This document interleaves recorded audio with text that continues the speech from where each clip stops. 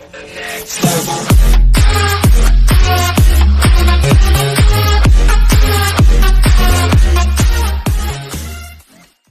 25 years later, Rwanda grapples with legacy of genocide and questions of blame.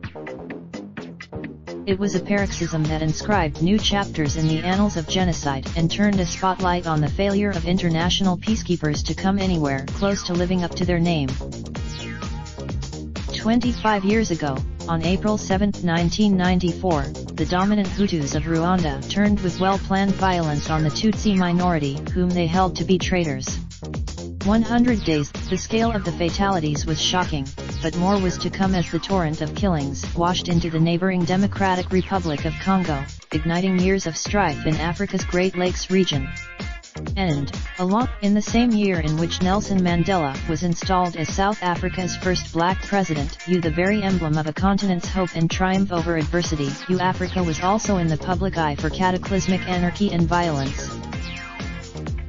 But Africa had no monopoly on blame.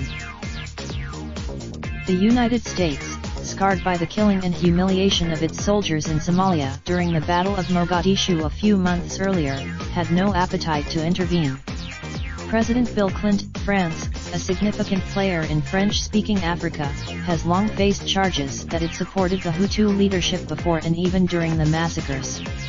President Paul Kagame, the United Nations, which had a modest force of some 2,500 troops in Rwanda in the days leading up to the killings, was accused of refusing permission for its local commander, the Canadian Major General. History suggests, however, that Rwanda's lessons were an insufficient deterrent. Just a year after, and, for its part, from the Roman Catholic Church to Belgium, a former colonial power. The ostensible trigger for the genocide came on April 6, 1994, when an airplane carrying the country's Hutu president, Juvenal Habyarimana, and President Cyprien Ntaryamira of neighboring Burundi was shot down as it approached Kigali, Rwanda's capital. It has, but within hours, the killing had started. Elite government in rural areas, where Hutus and Tutsis had intermingled and sometimes intermarried, pervasive government propaganda in radio broadcasts and newspaper articles urged Hutus to take any weapon they could find, machetes, clubs to kill or maim their neighbors. Foreigners working, as in Cambodia after the atrocities by the Khmer Rouge in the 1970s, future generations inherited a national nightmare, memorialized in the exhibited skulls of victims stacked in rows. In 1994, the genocide also ruptured a ceasefire in a civil war that had been raging since 1990 between government forces and insurgents from the Rwanda Patriotic Front, led by the Tutsi Mr. Kagame, who was to become Rwanda's president. The Patriotic Front launched a broad attack to take the capital, Kigali, in early July.